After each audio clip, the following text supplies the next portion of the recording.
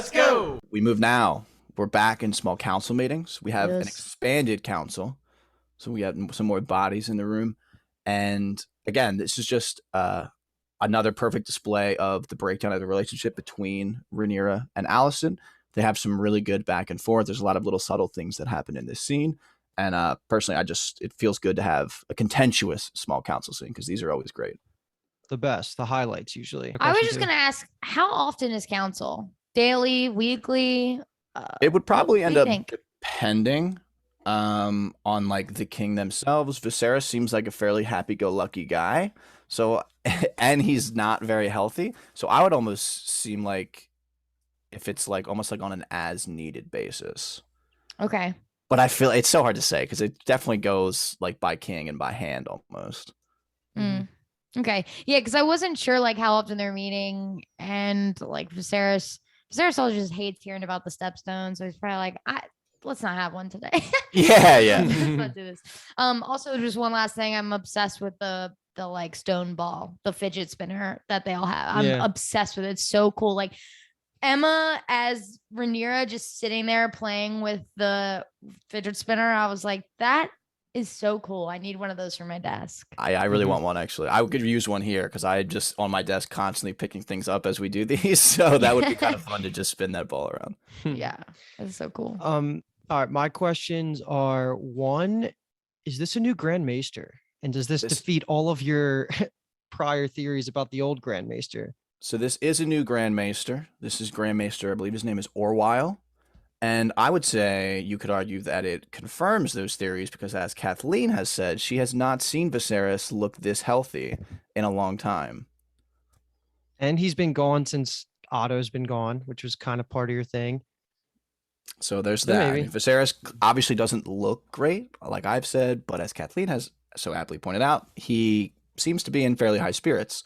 So in this scene is the first time he like coughs all episode. I'm pretty sure I may have missed a cough or two, but he like does cough in this point. But you got to think it's 10 years after he was fainting 5 times in one episode. So like he looks great. He does. Yeah. I mean, maybe not great. Let's not go. Yeah. I mean, all he has to do is cut that hair off. Like, what is going on? Like, there's no need to have that hair. It's crazy. But you know who's not as good at this table is Lord Beesbury, because that man is asleep. Yeah, he is. Wow. He's not figuring it out, and that's our master of coins. So that's not so great. And did I see a Lannister there? Was that Jason's twin? That wasn't Jason. No, that is Tyland. Okay, the brother, which makes sense because he seemed a little bit more normal. Yes, he is. Tyland is a character that people really like a side character that people like. Yeah. Because he just is kind of, I guess you could say, normal compared to like a lot of times, obviously, getting stories, people are fairly hyperbolic, while Tyland's just kind of a guy. Before we get to the real fun blow up here, Kyle, you gotta mention the Blackwoods and the Brackens. Is that their names, right? Yep, correct. Yeah. So that escalated.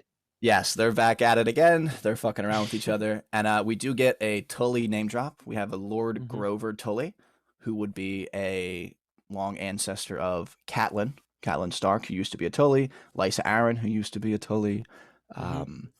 Holy shit, I forgot about their brother's name. The Blackfish, Brendan. Yeah, Brendan's their uncle, and their brother, who gets married at the Red Edmure. Edmure, yeah, nice. There you go. Yes. And what else? Oh, and very important, I think, in this scene, it actually happens twice. So with the Blackwoods and the Bracken dispute, Alicent settles on an answer kind of by herself, and then Rhaenyra is against that answer and says that, we should step in and talk to the small folk, and Lionel is like, yeah, that shouldn't be too hard, and Alicent kind of laughs and goes like, of course. And Lionel clocks it, and she's obviously saying that because of the Harwin Strong rumors. And then the second time is they're talking about the triarchy, and this is Jasper Weidel, I believe. Jasper Weidel is the new Master of Laws who just replaced Lionel when Lionel ended up becoming Hand. So he got a little promotion, and he kind of calls out Daemon about how they just let the stepstones slip away, and Rhaenyra is of the mind that they should have stayed there and established a permanent presence, while Alicent is on the other side of that and is like, no, it's too expensive, and then calls the meeting off. And now we get the actual important part of the meeting is Rhaenyra standing up before the council and proposing that her eldest son, Jace, marry Helena to reconcile their families and maybe potentially rekindle that friendship and get Kathleen that kiss that she is really looking forward to. Allison's face was like this. Fine, we'll think about it. Yeah, she does wave it right off. This is a win. Yeah, Every time there's a proposed marriage, it's always a win, and they never freaking do it. Like, this is such a win. Yeah, look at Viserys. He's so happy. He's like, that is a handsome gift. An egg, handsome gift. Thanks. He's like, yeah, marriage and an egg. I love you, my girl. He's so happy. You're so right. I can't believe I didn't really clock it the first 2 times of like how happy and joyful he is throughout the episode. He is. That's a generous gift. That's so good.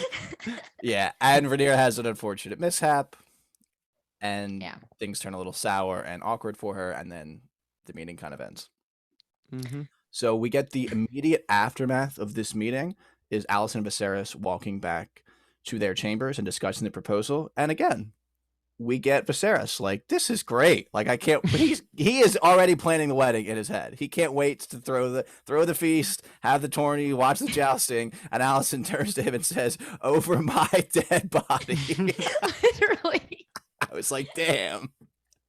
I feel like Alicent needs to know that Aegon is the worst. So, like, why would you want, if you're going to have one of your kids be on the throne, why would you want it to be him? Like, this is a free out. I guess we did see that weird moment with Helena earlier. Maybe she feels weird about Helena. I don't really know what that vibe is yet.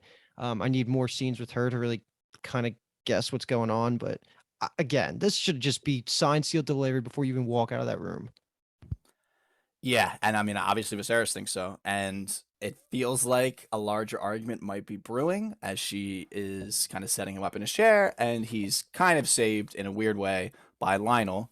Now, immediately after the council meeting where he clocked that Alicent had that reaction to him agreeing with Rhaenyra, he tries to resign his hand. Viserys is having none of it. Mm-hmm. Yeah, I mean, again, props to Alicent. Like, she's no longer that like feeble young girl who was married to the king, who didn't really have her own like standing in the world, right? She is throwing him in that chair, fluffing his pillow, and being like, sit. And he's like, no blanket. She throws a blanket over his head, basically. She's like, fuck yourself. But like, she is taking care of him, but in a way where she's like, they're finally like husband and wife. She kind of treats him like, you're my elderly dad. Like, get in the fucking chair and listen to me. Like, I like that she defies him. I like that. I like that about her. So it's all good for me on the Alicent front, even though she's crazy. I think she's one of the funnest to watch. And I think the acting in this episode specifically is banging. But yeah, this Lionel scene, he is too good. He's too good. And he signed his death warrant right there, really. He did. Yeah. I mean, Viserys is like, dude, no, you're literally the only one that I know for a fact is not going to be like doing some crazy shit behind my back. Like, you always have just been this guy that tells me how it is. I refuse to let you do this. Yeah. And they settle for the middle ground of letting him send Harwin back to Harrenhal to be the heir. And that's going to lead to a question itself. But the first thing I want to say is that I was pretty surprised at how casually Viserys is just like, yeah, he was expelled from the City Watch. Like, I thought that would take a lot more because he was the commander of it. And I guess punching a Kingsguard is like a huge deal, but the way Viserys delivered the line, he was like, we already expelled him from the City Watch. Like, that seems like a huge demotion. And it is. I guess purposely so. Harwin was also manhandling Aegon. Like, Aegon was like, how dare you touch me? Like, very Joffrey of him. Like, Game of Thrones. I am the king. Yeah. So, I don't know, but it sucks for my boy. So, but Harrenhal, what happened there? Because I feel like there was nothing going on in Harrenhal when we get to Game of Thrones era, and we just have the tickler that's there. We have Tywin Lannister takes over there for a little bit with Arya as the cupbearer. I totally thought Harrenhal just never really had like an ancestral house once Balerion destroyed it, because that was like the whole thing, right? Like it was supposed to be the biggest fortress ever. They Mhm. spend all this time setting up, and the day they finished is the day Aegon gets to Westeros and then destroys it. So I just wasn't expecting to hear Harrenhal with Yeah, I connect mean, to the Strongs, I guess. they mention it a little bit in Game of Thrones of that it's just like kind of cursed and that it just like it even cycles through how many different owners does it have in throughout Game of Thrones. It has, I mean, at least I think 3 or 4. So Mhm. it just kind of has that mystique to it that it never really ends up having a permanent owner, a permanent house. Like all the other Yeah, big castles have houses that live in them and have long storied histories, while Harren Hall can't just seem to keep somebody around. gotcha. And I will say that they never got to this. This is just like Lionel Strong backstory, and they obviously won't get to it. But part of the reason why he is such a savage and he's such a beast is that he went to the Citadel. So he was going to be a maester.